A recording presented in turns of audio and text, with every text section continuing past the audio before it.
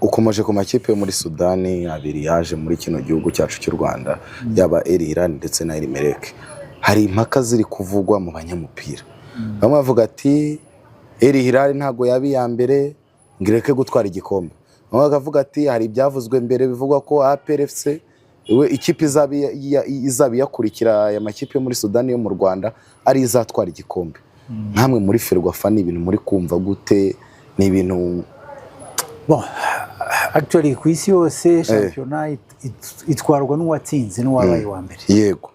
So niba ari ikipe ya Sudani iri ya mbere izatwara igikombe. Ariko hari ibyo twashizeho ku makipe y'u Rwanda. Ibyo twita cash money, cash prize money. Yego, amafaranga hera kuri $80,000,000 akagenda kamanuka.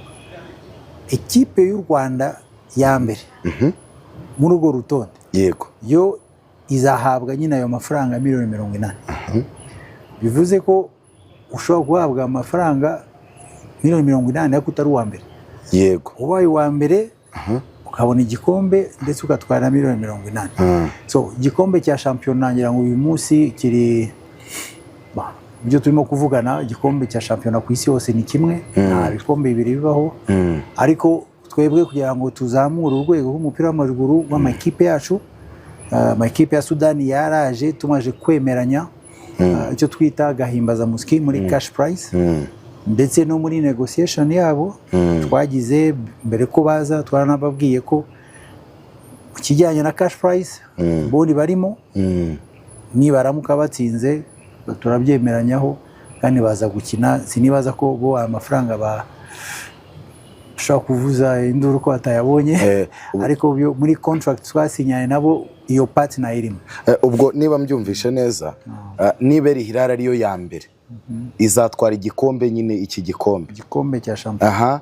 Niba APR ariyo ya mbere mu makipe yo mu Rwanda izahabwa amafaranga. Yego. Imidari zambikwa El Hilal.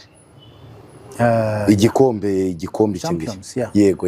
Of course, ariko ubu turimo kureba, sinzi ko uyu mwaka bizakunda, ariko mu gihe kiri imbere tuzajya tunatanga n'imidari ku ikipe ya kabiri n'iya gatatu. Yego.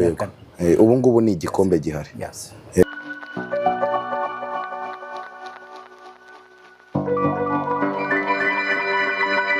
So igikorwa cyagenze neza kandi ni inshingano za buri munyarwanda kugira ngo muri iyi minsi 100 twibuka twibutse abacu bazize jenoside yakorewe abatutsi mu 1994. Ni igikorwa rero twisangamo twese nk'abanyarwanda kandi ari inshingano zacu. Tugomba gukomeza kwibuka no kwigisha amateka ku bana bacu badukomokaho, ku rubyiruko, no kubabwira ko iyi jenoside kutazongera kubaho, ko twese dufite uruhare rwo kuyikumira ndetse no gukumira abapfobya jenoside muri rusange kugira ngo itazongera kubaho, no kongera gusubiza mu icuraburindi igihugu cyacu. Ibyo byose ntibigomba kongera kubaho. Rero tugomba kubyigisha, tukanibuka kandi twiyubaka. Turi mu mpera za sezo 2025-2026. Ku bwanyu nka Ferwafa sezo 2025-2026 niyo mwana turimo kugira umuyobore Ferwafa. Ni sezo mwabonye gute umupira w'amaguru?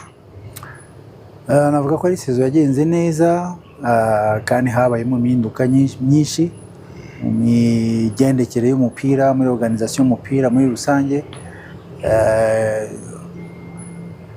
Ibintu kera byavugaga ko habamo za match fixing n'ibiki byose, ngira ngo muri iyi minsi urabona ko buri muntu akina ashaka gutsinda cyane.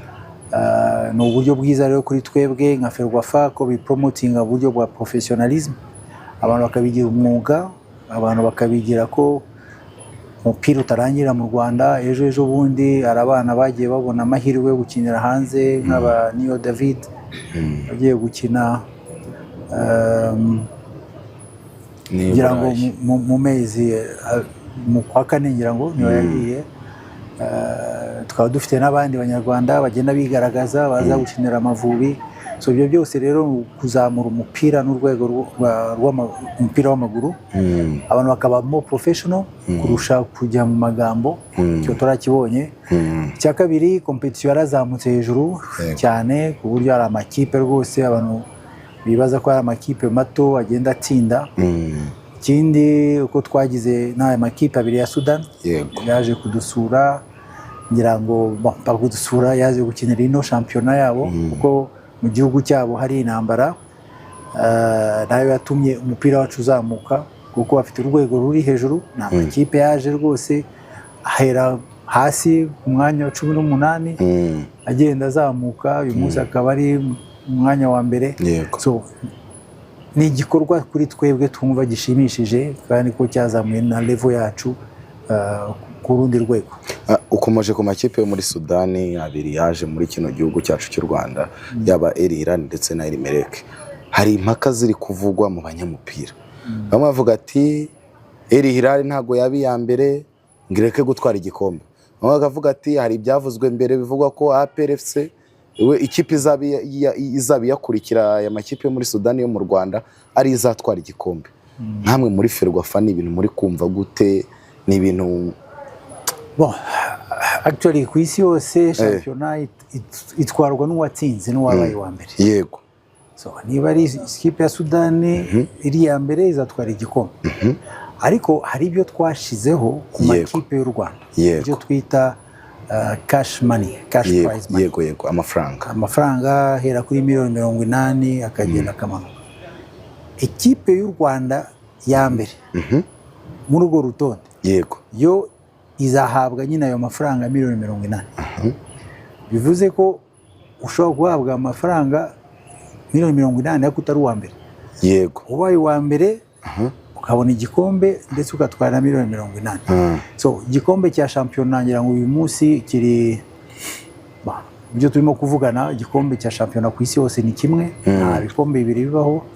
Ariko twebwe kugira ngo tuzamure urwego rw'umupira w'amaguru w'amakipe yacu, amakipe ya Sudani yaraje tumaje kwemeranya icyo twita gahimbazamusyi muri cash prize, ndetse no muri negotiation yabo twagize mbere ko baza twaranababwiye ko kijyanye na cash prize boni barimo, nibaramuka batsinze turabyemeranyaho kandi baza gukina. Sinibaza ko bo amafaranga bashobora kuvuza induru ko batayabonye, ariko muri contract twasinyanye nabo iyo partner irimo.